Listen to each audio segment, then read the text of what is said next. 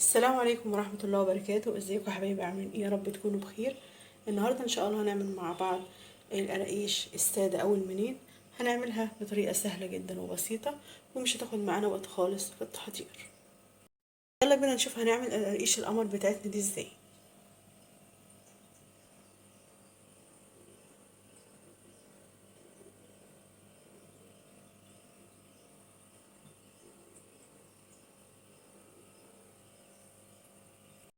يلا نبدأ مع بعض. بسم الله وعلى بركة رسول الله. اللهم صل وسلم وبارك على سيدنا محمد وعلى آله وصحبه أجمعين.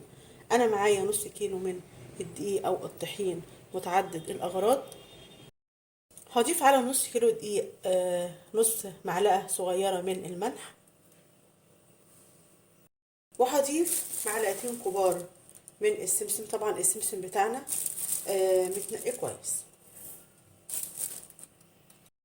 وهضيف معلقة شمر كبيرة، طبعا دي اختياري، طبعا لو مش بتحبي تضيف الشمر فطبعا دي حسب ايه رغبتك. وهضيف معلقة كبيرة من السكر. هقلب كده ايه المكونات اللي جافة مع بعض كده بالشكل ده.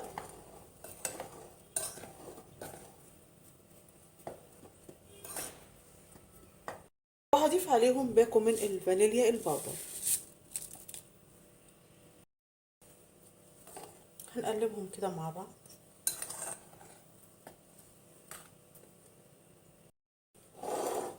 معايا كوباية لبن حليب دافي. هحط فيه معلقة صغيرة من الخميرة الفورية، ومعلقة صغيرة من السكر.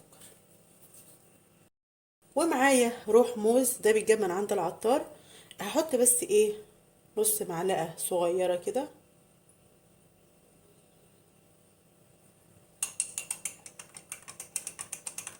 بصراحة روح الموز هيخلي ريحة وطعم العجينة تحفة.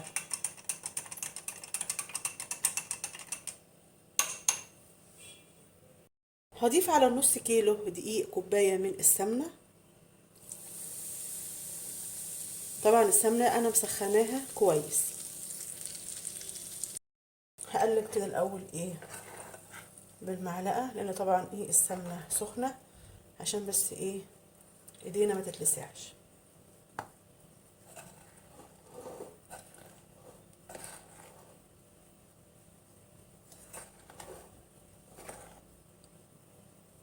نضيع بس الاول كده السخونية اللي هي في الدقيق، وبعد كده ايه هنبسطه بايدينا.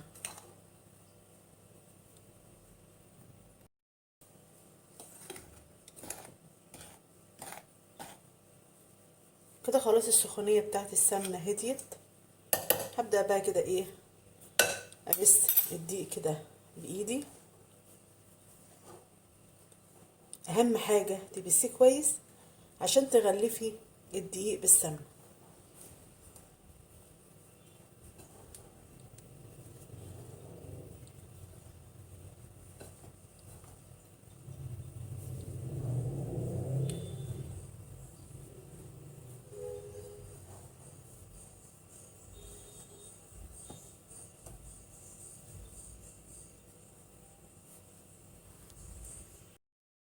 كده خلاص انا بسيت الدقيق مع السمنة، وبقى معانا زي حبيبات الرمل بالشكل ده. هنبدأ بقى ايه نحط اللبن بالخميرة.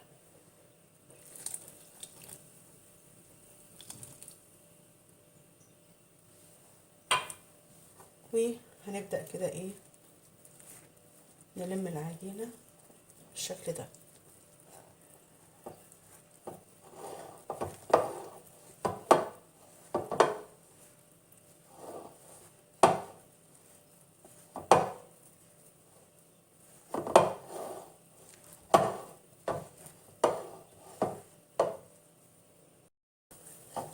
هفضل كده بقى ايه الم العجينة كده بايدي لحد ما تكون معانا عجينة ناعمة وملسة كده وطرية. كده خلاص انا عجنت العجينة وبقت معانا بالشكل ده. معانا العجينة ما شاء الله ناعمة وطرية.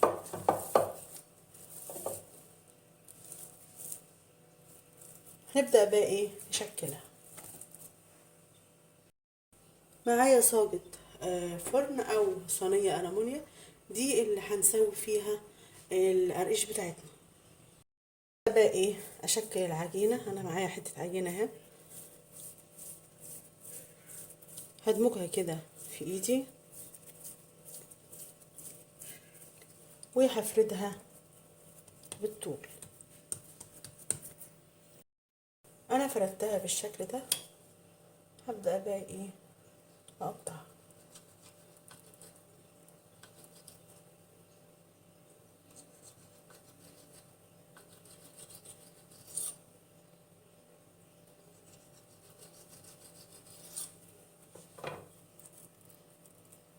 هرصها بقى ايه في صاجة الفرن.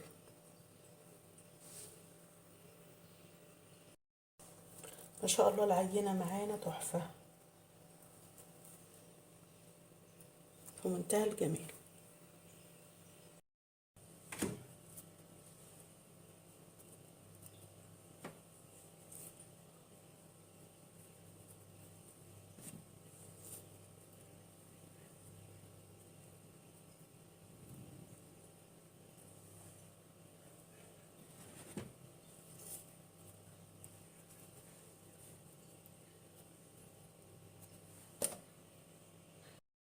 هعمل معاكم كمان عجينة،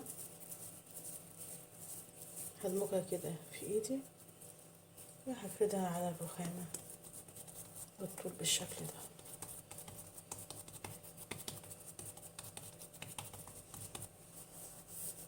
نحاول كده نسويها.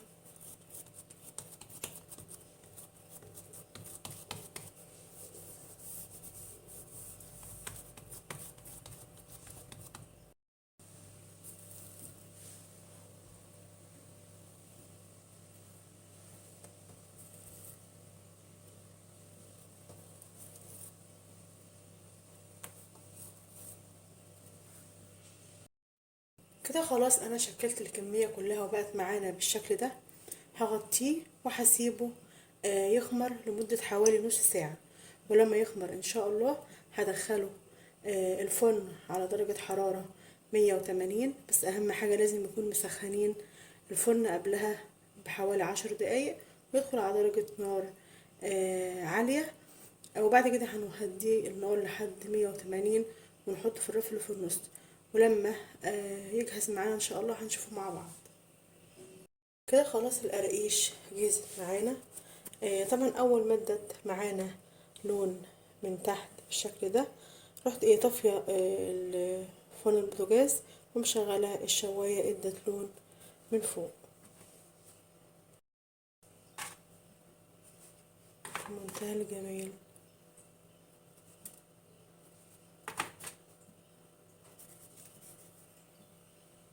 هنقدمها بقى ايه في طبق التقديم.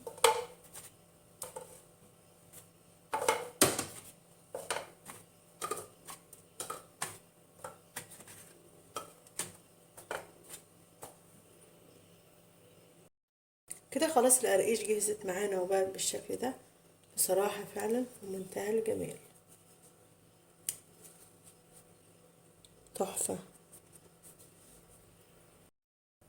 ما خدتش معانا وقت خالص في التحضير، وفي نفس الوقت برضو مكوناتها مش مكلفة.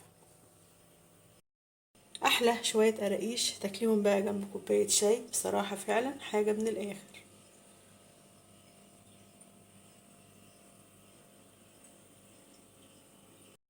جربوا الطريقة دي ان شاء الله هتعجبكم. نتقابل ان شاء الله مع فيديو جديد.